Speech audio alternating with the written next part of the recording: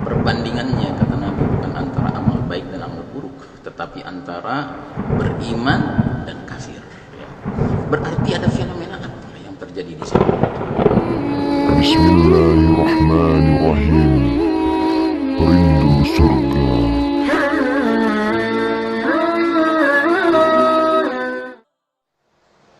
Salah satu keharusan seorang mukmin adalah mengenal zaman di mana dia hidup. Dan berdasarkan beberapa dalil Nabi Muhammad SAW, kita sekarang ini berada di zaman yang cukup teruk, kata orang Malaysia, cukup rumit, cukup bermasalah, cukup disturbing, ya, mengganggu, ya, berat situasinya.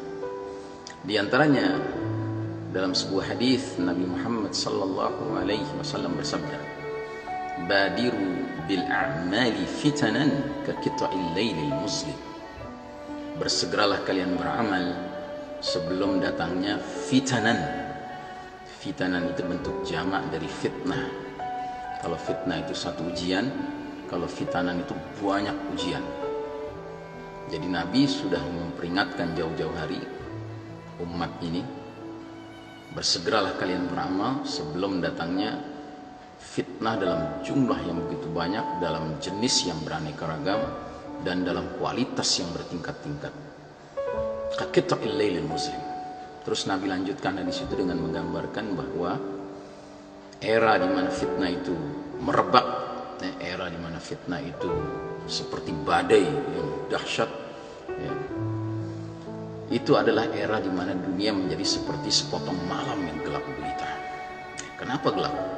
Karena di era itu nilai-nilai yang gelaplah yang mendominasi kehidupan umat manusia. Nilai-nilai kekufuran, nilai-nilai kemunafikan, nilai-nilai kefasikan, nilai-nilai kesyirikan, nilai-nilai kemaksiatan, nilai-nilai kemungkaran, nilai-nilai kezaliman mendominasi. Sementara nilai-nilai keadilan, nilai-nilai kejujuran, nilai-nilai keimanan, ketakwaan, ketauhidan itu sulit ditemukan. Langka, kalaupun ditemukan langka keberadaannya. Nah, jadi kata Nabi SAW, bersegeralah kalian beramal sebelum datangnya era penuh fitnah itu seperti sepotong malam yang gelap gulita. Nabi masih meneruskan hadis ini. Nabi kemudian menggambarkan gejala, symptoms, fenomena apa yang muncul di tengah umat jika era itu datang. Yusbihur rajul mu'minan wa yumsi kafiran, au yumsi mu'minan wa yusbihu kafiran.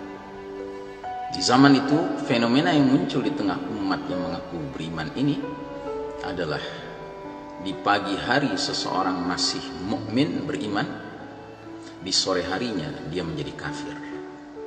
Atau di sore hari seseorang masih mukmin beriman, lalu di pagi harinya dia menjadi kafir. Jelas-jelas Nabi menyatakan bahwa di era itu pagi seseorang masih beriman, sorenya kafir. Sore seseorang masih beriman, paginya kafir. Nabi tidak menggunakan redaksi pilihan kata pagi berbuat amal soleh, amal yang baik, sore berbuat amal sayyi, amal yang buruk. Tidak. Sore berbuat amal yang soleh, pagi berbuat amal yang sayyi, amal yang buruk. Tidak. Perbandingannya, kata Nabi, bukan antara amal baik dan amal buruk, tetapi antara beriman dan kafir, ya. Berarti ada fenomena apa yang terjadi di zaman itu? Itulah fenomena riddah. Riddah itu artinya kemurtadan. Karena pada era seperti itu, bentuk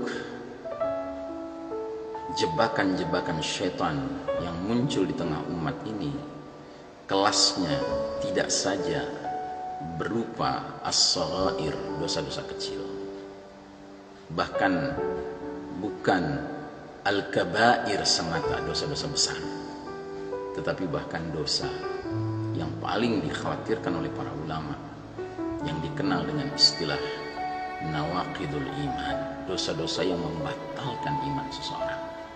Na'udzubillah min dzalika. Ini yang harus kita waspadai. Ini yang harus kita khawatirkan, bahwa kita di era penuh fitnah seperti sekarang ini, di era di mana dunia ini gelap gulita, terkepung oleh dark values, nilai-nilai yang gelap, maka diri kita terjerumus oleh jebakan-jebakan syaitan, musuh-musuh kita, musuh-musuh Allah, dalam tahapan yang bukan dosa kecil, bukan dosa besar, tetapi dosa nawaqidul iman, pembatal keimanan. Ini mengerikan sekali. Karena seseorang yang terjerumus ke dalam nawaqidul iman, dia secara tampilan mungkin masih seperti muslim. Dia mungkin masih sholat, dia mungkin masih bersedekah, dia mungkin masih tilawah Al-Quran, dia boleh jadi masih bolak-balik umroh haji, ya. Banyak amal-amal kebaikan yang dikerjakan, tetapi dia telah terlibat dalam dosa yang membatalkan imannya, sehingga kalau dia tidak bertaubat dari dosa nawaqidul imannya itu, maka semua kebaikan-kebaikan yang dia kerjakan, sholatnya, sedekahnya, umrohnya, hajinya, tidak ada nilainya. Lalu di ujung hadis ini Nabi memberi kunci penyebab terjadinya hal ini apa. Ternyata kata Nabi, yabi'u dinahu bi'aradin minad dunya. Orang yang terlibat dalam dosa pembatal keimanan itu telah menjual dinnya, agamanya, untuk meraih, untuk memperoleh, untuk digantikan dengan kenikmatan dunia. Jadi orang yang terjerumus dalam nawaqidul iman, pada ghalibnya, pada umumnya, biasanya dikarenakan dia sudah tidak mampu membedakan mana perkara yang mahal di mata Allah dan mana perkara yang murah di mata Allah.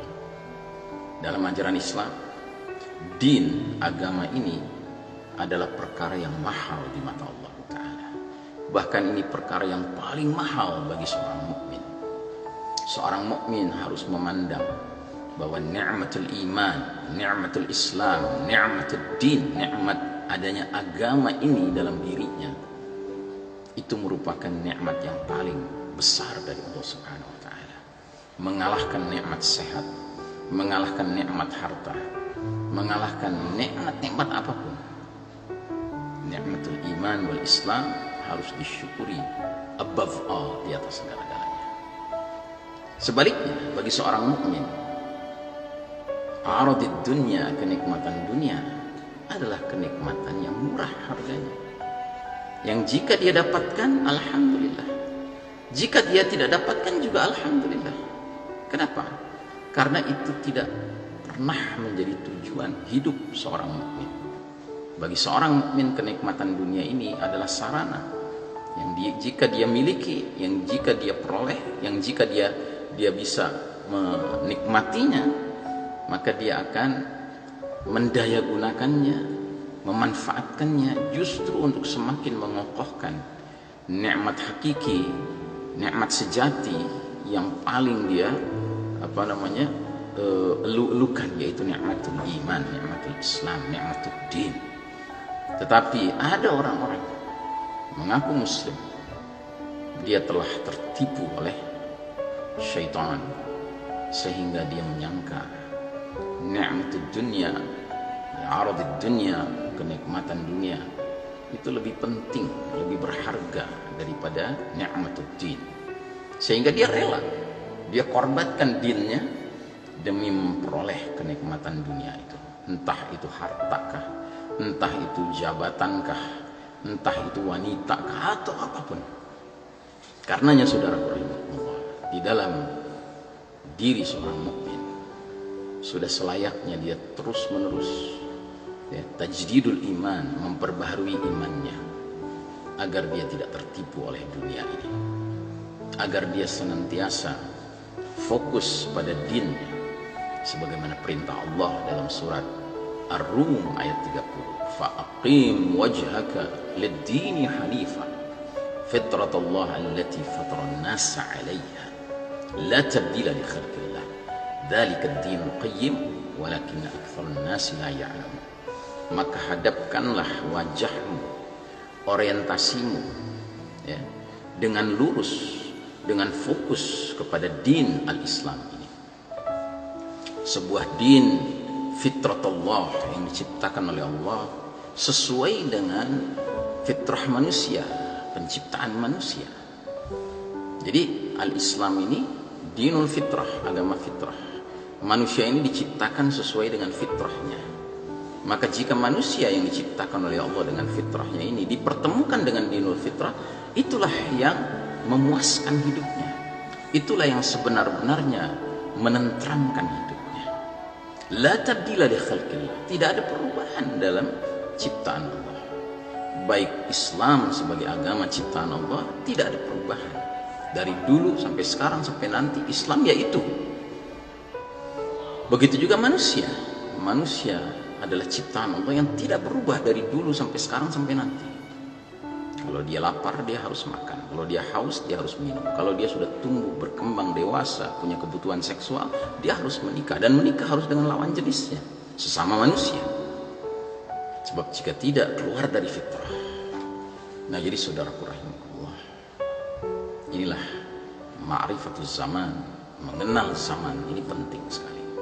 Sebab dengan kita mengenal zaman, kita bisa memasang sikap dan antisipasi yang sesuai dengan zaman itu. Wassallallahu ala nabiyina Muhammadin wa ala alihi wa sahbihi wasallam tasliman. Walhamdulillahi rabbil alamin. Wassalamu alaikum warahmatullahi wabarakatuh.